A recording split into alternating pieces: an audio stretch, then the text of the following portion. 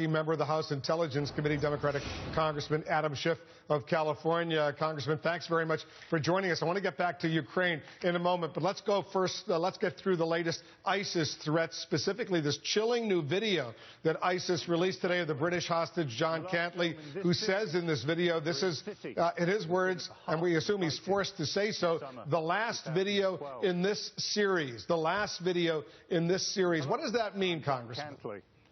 Well, I'm not sure what it means. Hopefully that doesn't mean that it's the last appearance that we're going to see of him, because I think as long as he has utility for these terrorists, they'll keep him alive, and plainly he's doing whatever is necessary to stay alive.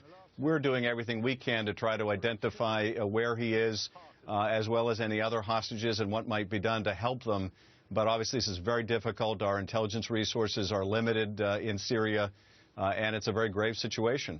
It's certainly, the fear is that they're about to kill John Cantley, right? Well, that is certainly a fear, I think, with all of their hostages, and we really can't tell what to read into that phrase that he uttered, whether this is the last of this series and he's going to make an additional series, or whether they contemplate this is the last time we're going to see him. Obviously, we hope that he stays alive, but the record of ISIS hostages is a very discouraging one. What about Caleb Mueller, the 26-year-old American aid worker that ISIS said was killed in a Jordanian airstrike the other day? There's no evidence to back up that ISIS assertion. What is the current assessment? Do officials believe she's still alive? I think the reality is we don't know, Wolf. Obviously, we're trying to find out and hope and pray that she is. But I don't think anyone gives credibility to the ISIS claims that she was killed in a Jordanian airstrike. That's all too convenient a propaganda message. So that's, I think, very plainly not the case. The question, though, is she still alive, or was she killed earlier by ISIS? And this is just the way they want to roll out that gruesome fact. We're trying to find out. We don't know the answer, and we're going to make every effort to find the answer, and if she is alive, obviously do everything we can to help and rescue. All right, Congressman, I want you to stand by. We have more to discuss, including a development a very disturbing development, that ISIS may be moving beyond what is called the aspirational desire to go after targets right here in the United States, to a more specific plan. Much more with Congressman Adam Schiff right after this.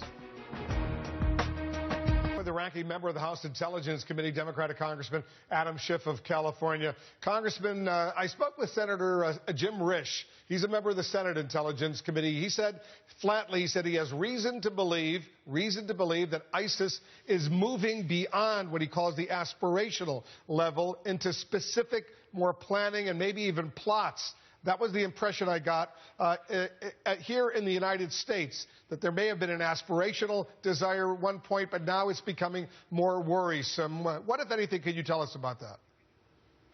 Well, I think that's a very legitimate concern. In the beginning, I think ISIS was so preoccupied with trying to establish its caliphate, it had little time to focus on directing attacks outward at the West.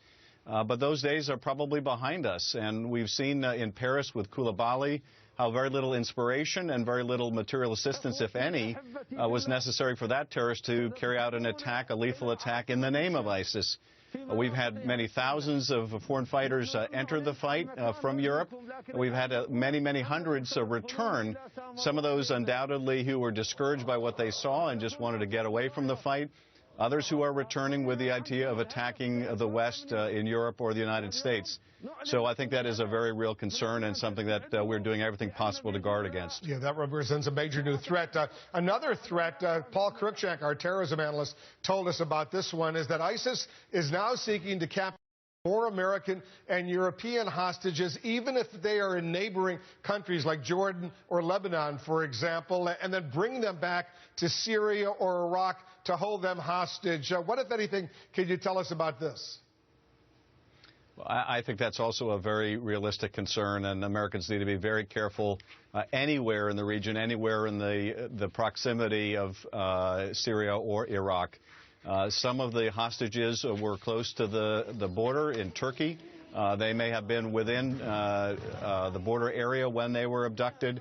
So I think that journalism has now become very dangerous in many places in the globe, but especially in this region. But all American citizens are of great value to these terrorist organizations for their propaganda purposes, for purposes of ransom, and we have to do everything possible not to give them that opportunity.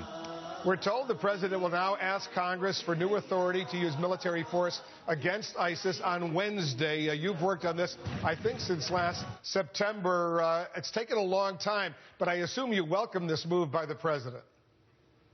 Absolutely. We've seen some real deep engagement now by the White House with Congress. I think something is forthcoming in the next 24 to 48 hours, and that's very positive. It will definitely gel the debate in Congress about what a new authorization will look like, and that authorization will move forward. It's been frustrating, frankly, to gain traction on this. We're half a year into this war. There are going to be some key issues about whether we preclude ground forces and what the sunset date is. Most significantly, I think we need to sunset not only the new authorization, but the old ones as well, and that may be an area of contention. I assume you're also frustrated that the president hasn't made up his mind yet about whether to arm the Ukrainian military. Well, this is a tough decision, but yes, I strongly favor arming the Ukrainian military, helping Ukraine defend itself. We're trying to reach an agreement in Minsk. Well, we already had a Minsk agreement with the Russians. The problem is getting them to uphold the agreements that they reach, and I think the only way of doing that is to raise the cost of their further aggression. Listen, I wish this wasn't necessary, and I wish the economic sanctions had worked, but they haven't worked. They haven't deterred Russia. We have an obligation not only to Ukraine, which gave up its nuclear weapons at our request and insistence, and we represented, along with others, that we would help protect the territorial integrity of Ukraine.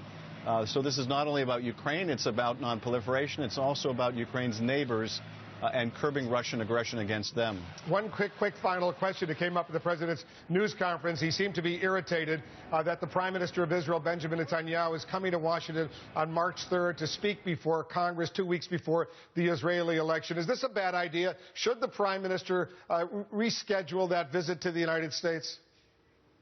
Well, it was a bad idea for the Speaker to extend the invitation right before the Israeli elections. But look, he did extend it. It has been accepted. I'm planning to be there to welcome the Prime Minister. But I think it was a serious mistake by our Speaker, and I lay the responsibility on our own shoulders. Was it a serious mistake for the Prime Minister to accept that invitation? You know, that's a decision the Prime Minister is going to have to make, and I'm sure that they're having deliberations in Israel about that, but that's a call that he's going to have to make. But you would be happy if he postponed it? You know, again, well, I'm going to be there to welcome him. I wish this hadn't happened to begin with because it's a terrible distraction from the weighty issues of Iran's nuclear program. And I think this kerfuffle over this has got to be greatly well received in Iran because to the degree that it shows any division between us and our Israeli allies or within the two parties in Congress, it's simply not good for the relationship. And I look forward to this coming to an end. Adam Schiff is the ranking member of the House Intelligence Committee. Congressman, thanks for joining us. Thanks, Wolf.